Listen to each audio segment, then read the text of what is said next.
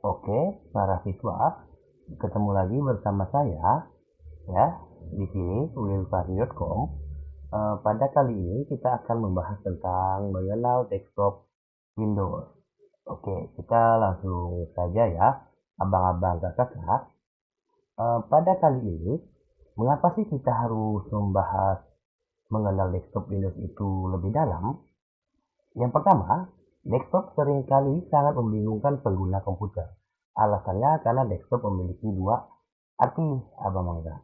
Bisa desktop tampilan komputer dan bisa juga desktop itu menandakan sebuah komputer.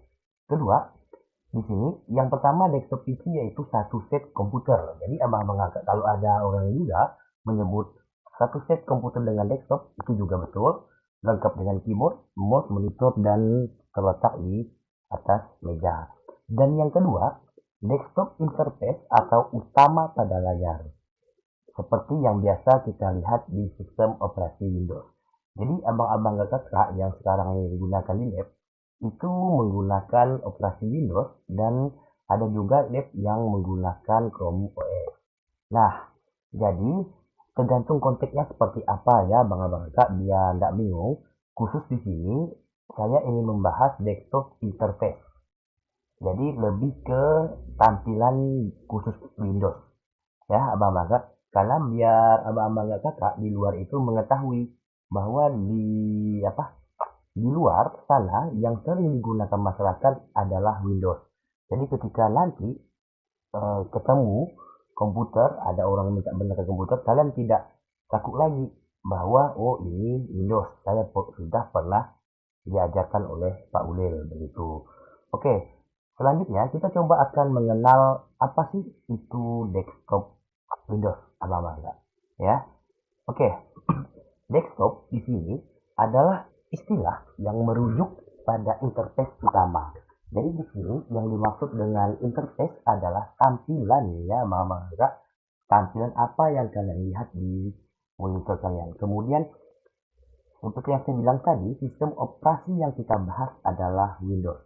Pada desktop terdapat wallpaper yang bisa abang-abang kakak ganti sesuai kebutuhan serta akses menu mengatur ke sistem. Jadi ada beberapa tampilan itu disebut dengan menu abang-abang kakak.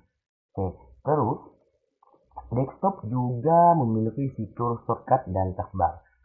Apa sih itu shortcut? Ya shortcut itu jalan pintas. Jadi contoh untuk melakukan copy paste tinggal lakukan Ctrl C ya bang enggak, jadi itu melakukan copy, kemudian kita bisa memaste ke suatu tempat misalnya di Word itu tinggal Ctrl V ya abang enggak, jadi seperti itu.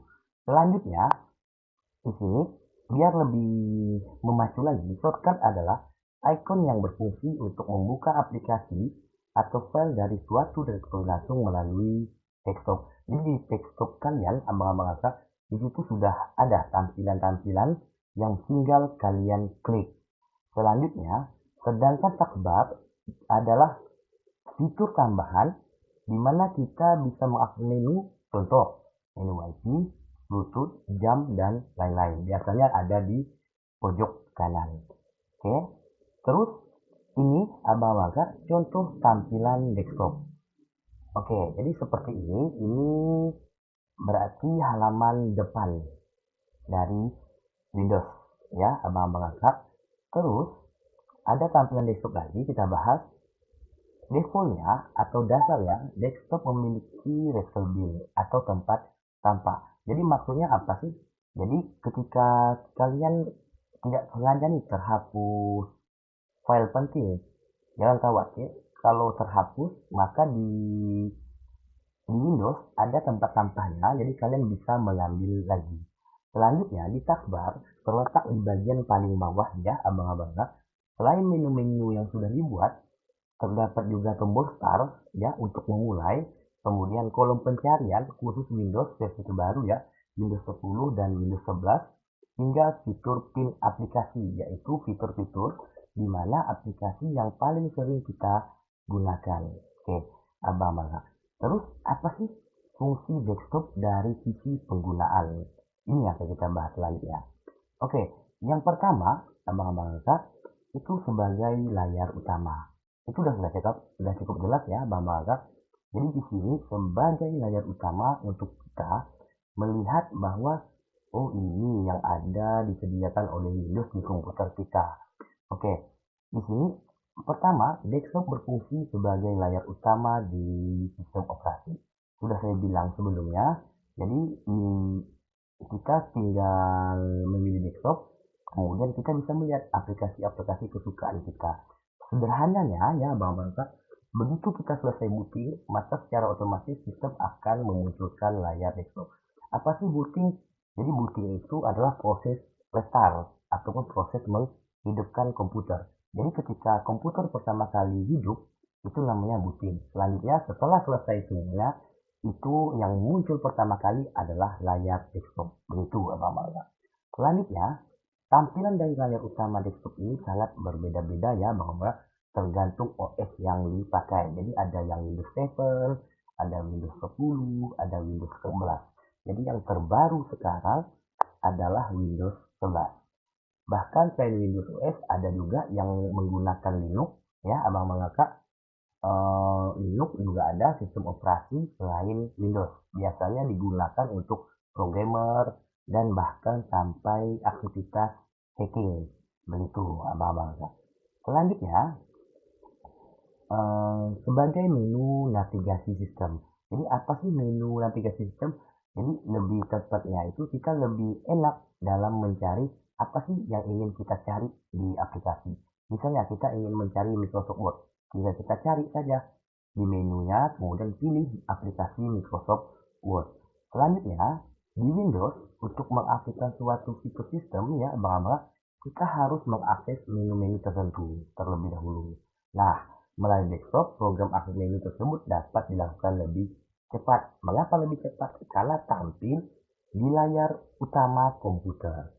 Adanya desktop juga membuat navigasi sangat simpel dan sederhana, terutama untuk mereka yang masih pemula memakai komputer. Ya, abang-abang kakak yang ada di kelas ini, memang target kita adalah bagaimana kalian bisa mengoperasikan sistem operasi Windows yang akan diterapkan atau yang akan digunakan di masyarakat secara luas.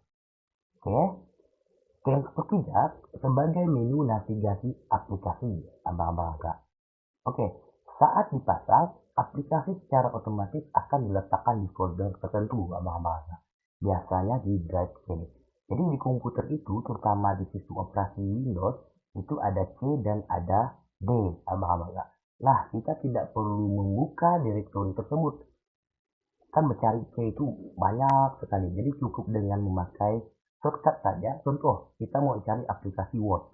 Jadi dengan mencari shortcut Word, klik 2 kali, maka aplikasi Word sudah terbuka.